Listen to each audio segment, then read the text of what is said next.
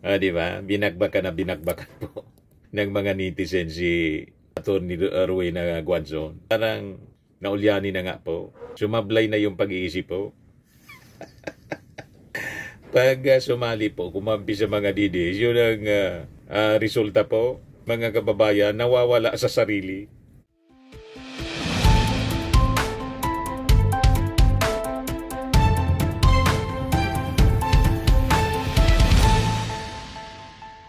Hello po mga kababayan, si Dante Maravillas. I-update ko kayo kung anong ginagawa ng ating gobyerno sa kasagsagan ng bagyong si Juan para madabanan natin ang fake news na pinalalabas ng mga DDS influencers po. Walang ginagawa ang gobyerno. Lagi pong nakabantay ang gobyerno sa panahon ng mga calamities na tulad nito. At yung DSWD, ready po sila sa pagkain. Lahat siya naka-preposition na po. Yan o, truck na mga relief, mga kababayan. Yan ang post ng Department of Social Welfare and Development. DSWD relief goods trucks on the way to Northern Luzon.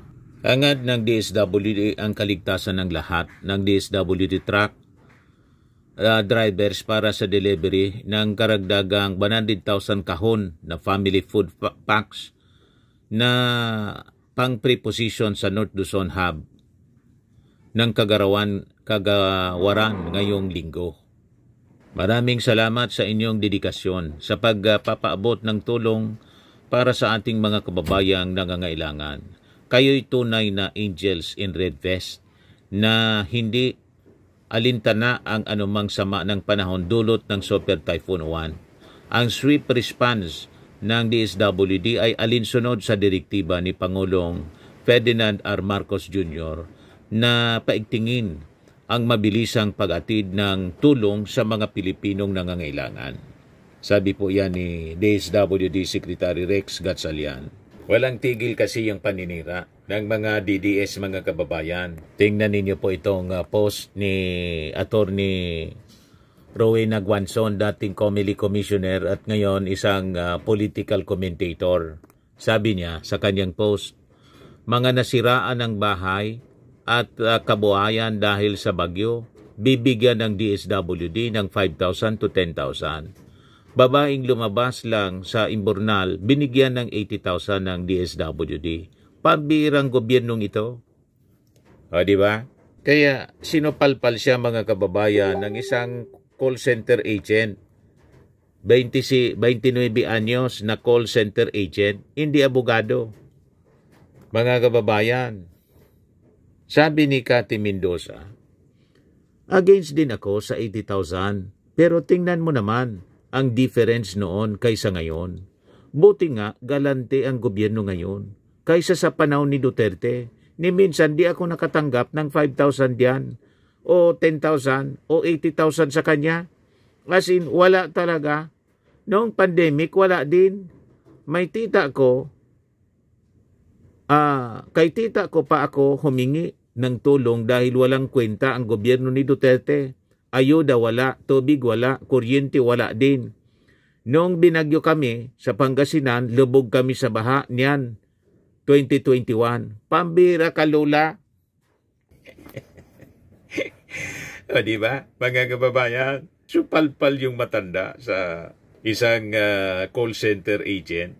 At bata pa, 29 years old. Pero walang sinabi yung kanyang mga puntos. Basag si Lola Rowena Guanzon. Pambira ka niya, Lola. You see? Sabi ng mga nag-react, umarangkada na naman ang baliw na abogadang pulpol. Na si Guanzon, sabi ni Joyce, wag na patulan ang loser na Guanzon, ulyani na yan. Sabi ng 31 million movement, mga Gen Z, being savage and we are here for it. Sabi ni Helen Simangan, true, o diba, at least may nakapagpatunay kaysa kay Dugong noon, puro mura lang at burot-burot. Sabi ni Vicky Garcia Pilak, mukhang mas mahusay pa ang pag-iisip ng bata kaysa sa matanda. Sabi ni Tina Dakiwag Kanave, you are right, Cathy.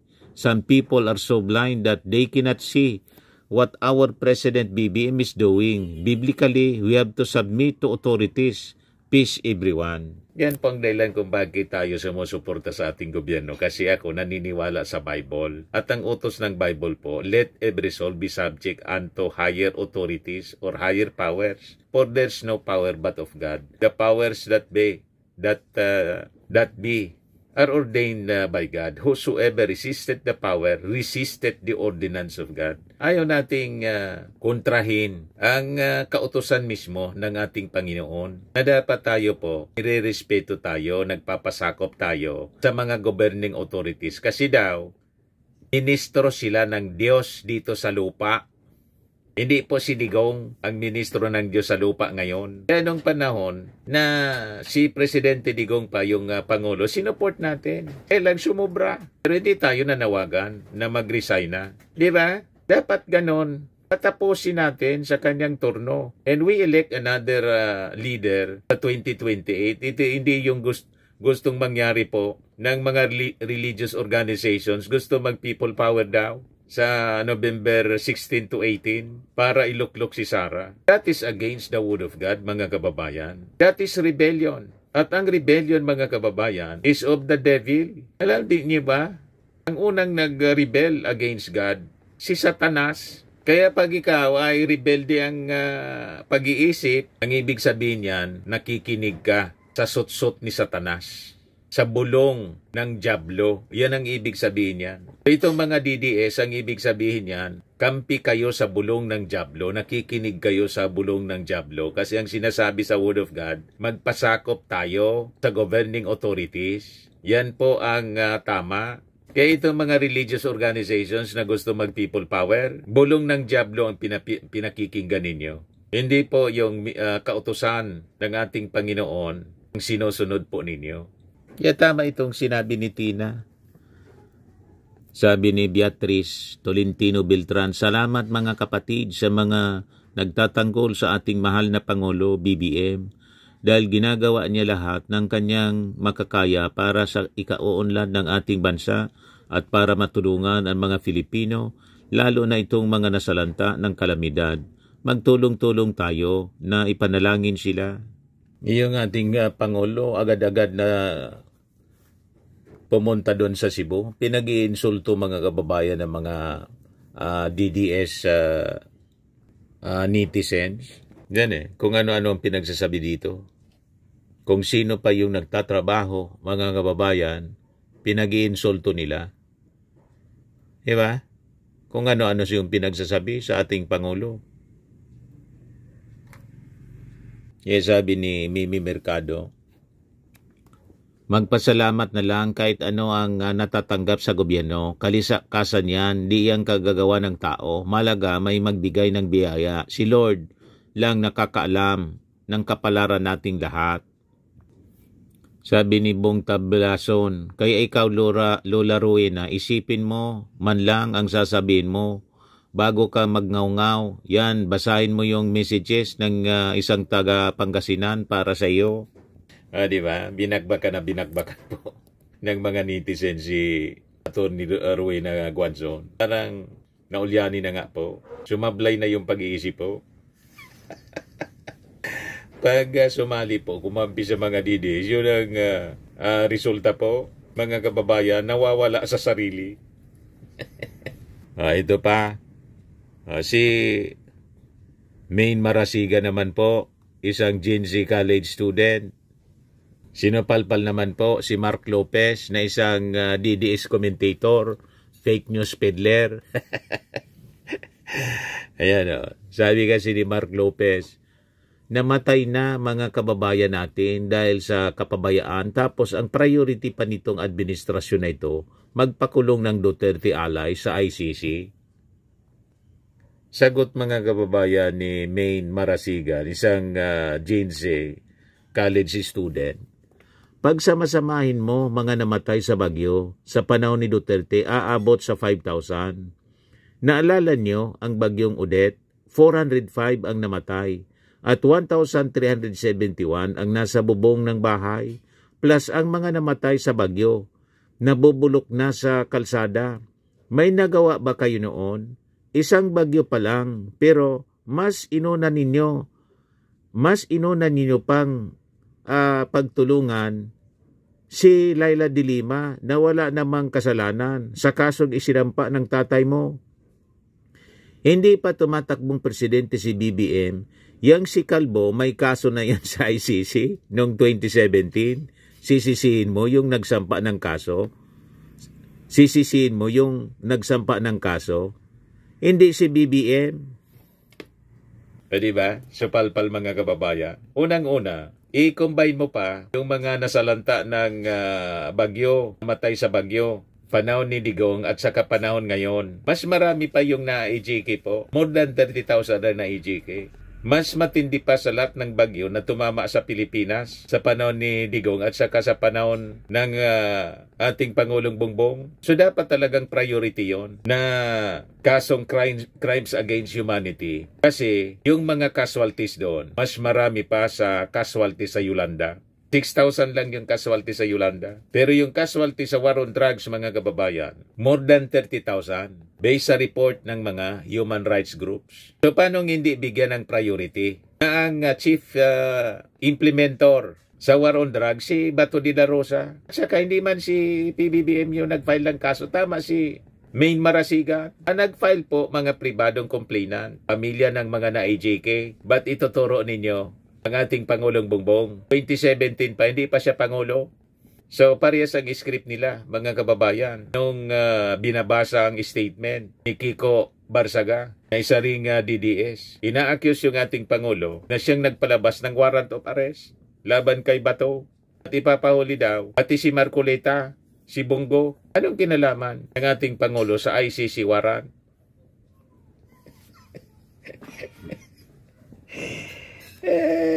Warrant of arrest ng ICC. Anong kinalaman doon ng ating Pangulong Bongbong Marcos? Nag-issue noon, ICC judges. So makikita ninyo, harap-harapan sila sa pagpapakalat ng fake news, wrong information, maling akusasyon.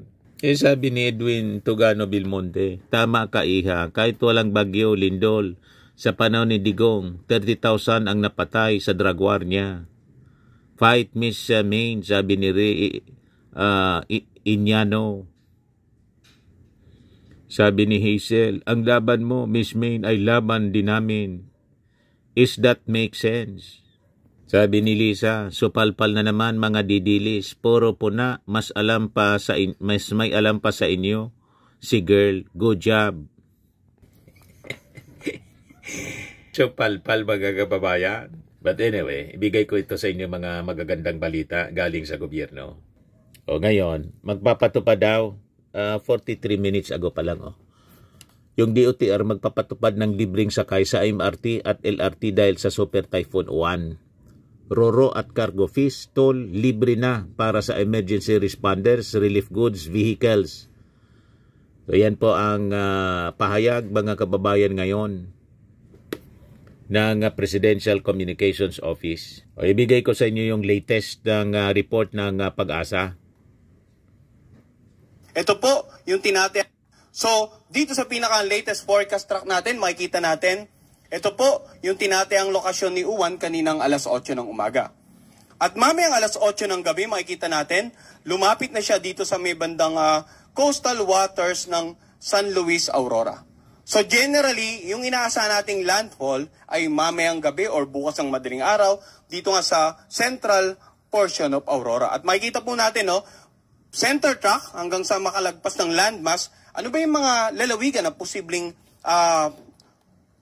tumbukin ng sentro, ng mata, ng super typhoon na si Uwan. So dito po, makikita natin, ito po yung area na yan, pinalaki ko lang. So posibleng after mag-landfall sa Aurora, ay either dumaan or mahagip ang ilang lalawigan ditong bandang southern part ng Nueva Vizcaya, northern part ng Nueva Ecija, Pangasinan, and then itong La Union. So yun yung mga lugar na posibleng tumbukin ng mata ng bagyong si Uwan. So balit, yung area of probability, ulitin natin, no, nagpapakita pa ng mga ibang lugar na posibleng tawirin. Maging aktual na pagkilos ng sentro or mata ng Super Typhoon Uwan within the forecast period. So dapat maging handa, hindi lamang ilalawigan ng Aurora, kundi maging itong southern part ng Isabela, itong bandang Quezon area, and then itong Nueva Ecija, Bulacan, Tarlac, Zambales, Pangasinan, Nueva Vizcaya, Ifugao, Benguet, La Union, Mountain Province at Ilocos Sur. So yan po, mag-ingat palagi at kinig sa mga advisories ng ating mga authorities. At yung preemptive evacuation po na pinapatupad, sundin po natin kasi yung mga rescuers po, hindi man sila mga Superman para sumaklolo sa kasagsagan po ng matinding pagampas ng hangin at malalim na baha. Pati sila niyan madidisgrasya. Kaya nga preemptive evacuation yung policy. Okay po mga kababayan?